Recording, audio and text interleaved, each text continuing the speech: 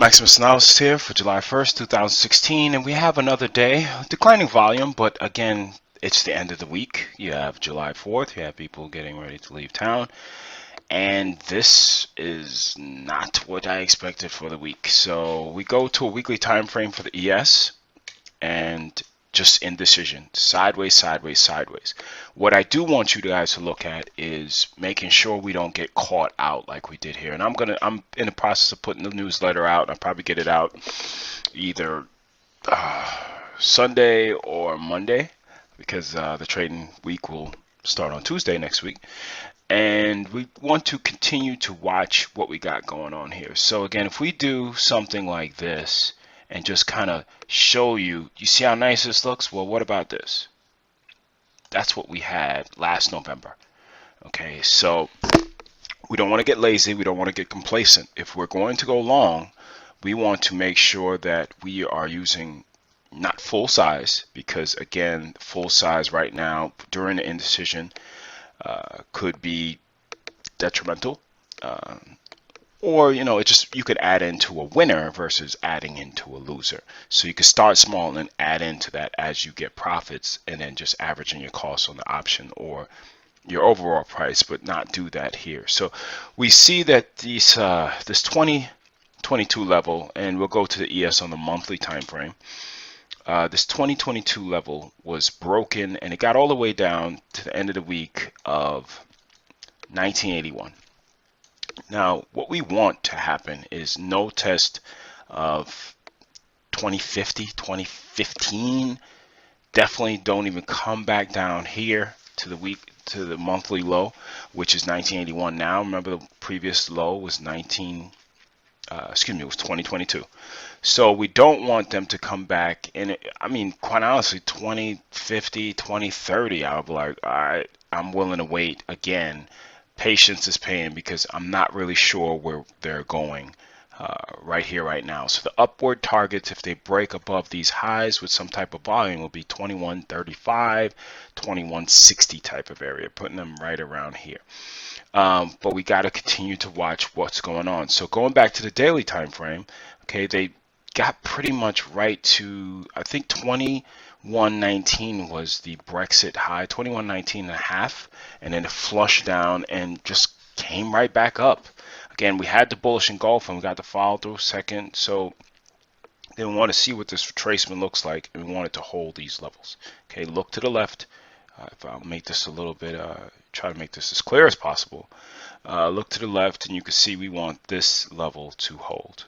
Okay, it was tested once and broke, came right back in. Now we want it, if they're going to come down, to test that level, but not go back and test the 200-day moving average. NQ, we have things going on with the NQ. In regards to the weekly time frame, it does look good. Again, I've created a bull trend line here, and you can see that it's pretty much been holding. It got back below, but you want 2 to 3 closes below before you start saying a bull or bear. You have the lower highs, but you have the higher lows. Again, we want to see what the follow through looks like if we're going to get any here. So again, tight range. Thought it was going to break down. Didn't, test this, but didn't break below it. So we'll continue to watch. And I'm going to give you guys something to look at later on in the video. So we have, again, another huge engulfing candle here, completely different than what we were looking at in regards to price action. But again, the price got below the levels that we want. It's kind of weird that it stopped right at the levels we've been talking about, but it's just, again, it's just all about the follow through, because we had great movement here.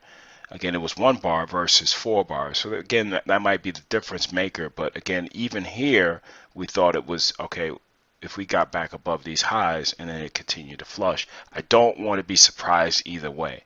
And that's my key thing right here, because we're just flirting with these levels that I don't like. I would like for this to be trending, but this is the market we have, and we've got to trade what's in front of us. You had CL. I'll go to the daily, and I did have some work up on this I'm working currently on this chart. So right now we want to see this. You see you have the higher lows in place. So Let me see if I can get this one here. So again, you have this low, this low, this low, and they're holding this low right here. We don't want them to break back below this 46, 47 level that we've talked about, because we currently would have this going on, and I don't like that. But again, break to the upside, they go for 51, 52, and we'll continue to watch from here. I wanted to show you something as well. So I want to show you price line just to see the difference between timelines. And sometimes it could be a great thing or a bad thing, but we're getting a lot of indecision here. So the reason why I wanted to show you is this, and you'll know this if you get my newsletter, we're testing a 200-day moving average, right? So we broke it, and again, they could get all the way up to 1300 again, but we want to see what type of volume they have. What happens is if you look on the weekly time frame, because this could be like a bearish setup, the weekly time frame, however, is showing you that you have a move down and you have a hammer. So again, a break above, you would say, okay, now we're having some follow through to the upside, and they're holding these levels of support. I did put this on the newsletter, and again, I'm glad I'm able to show you guys what we look at and say, okay, this could be potential. We have 3 bearish candles. We have an engulfing pattern, shooting star, and now we have almost an engulfing pattern, which was a shooting star, kind of. So we have like an engulfing pattern again. So 3 bearish candles and then 1 hammer at previous support, which let me show you what that is as well, because we always want to make sure we're looking at to the left. So this level right here would be something we look at previous support. This level right here, again, you could say, okay, either use this low or this body of this candle. You could use the whole body if you want sometimes. And this is just a quick lesson. But when you have this indecision, so you have 2 time frames that are longer term per se, and you kind of say, okay, this looks great, looks like a bullish setup, something similar to, I got too much crap on here, something similar to this little pullback right here, and it shot back up. This is just a price pattern that is not easy to trade. Okay, so we got to really see where they open on Monday and where they're looking to go, because on the daily time frame, again, the weekly is where I trade. So I would look at saying this is sideways. I'd rather just get a better pattern, and I'll show you actually the same thing with Facebook. So Facebook, same thing. This is you have your traditional higher lows in place, right? So you have this low. Oops. Oh, you can see that price pattern. I'll just use something else. You have this low. You have this low, and you have even a higher low from there if we get a break above. Problem is that I don't like churning patterns. Again, I'll just pick something else. I don't like this to come into this, to come into this, to come into this, to come into this, to come back in. And let me show you why.